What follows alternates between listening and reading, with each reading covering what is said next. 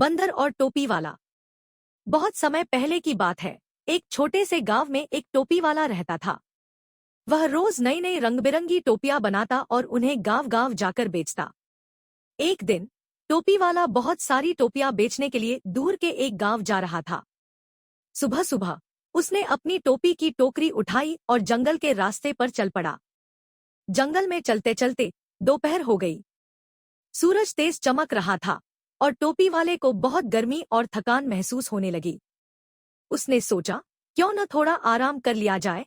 उसे पास ही एक बड़ा घना पेड़ दिखाई दिया।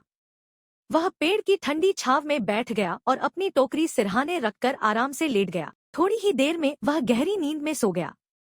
पर उस पेड़ पर बहुत सारे शरारती बंदर रहते थे। जैसे ही उन्होंने टोपी वाले को सोते हुए देखा, उनकी आंखें चमक उठीं।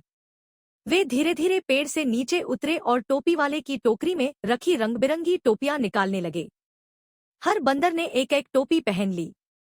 फिर वे मस्ती करते हुए पेड़ की डालियों पर चढ़ गए। थोड़ी देर बाद टोपी वाले की आंख खुली। उसने अपनी टोकरी की ओर देखा तो वह चौंक गया। उसकी सारी टोपियां गायब थीं।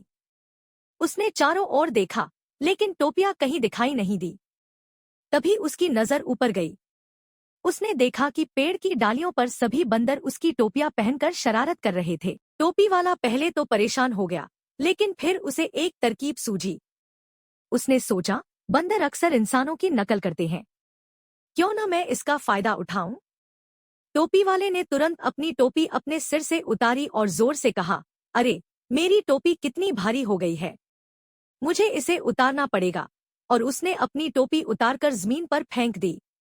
जैसे ही बंदरों ने यह देखा, उन्होंने भी उसकी नकल की और अपनी अपनी टोपियां उतारकर जमीन पर फेंक दी।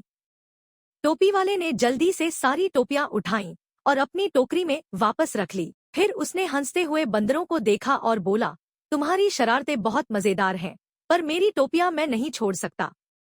टोपी वाले ने अपनी टोकरी सिर पर रखी और गांव की ओर चल पड़ा।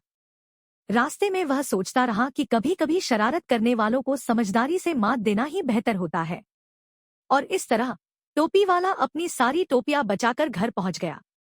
सीख, हमें मुसीबत का हल समझदारी और चतुराई से निकालना चाहिए। समाप्त।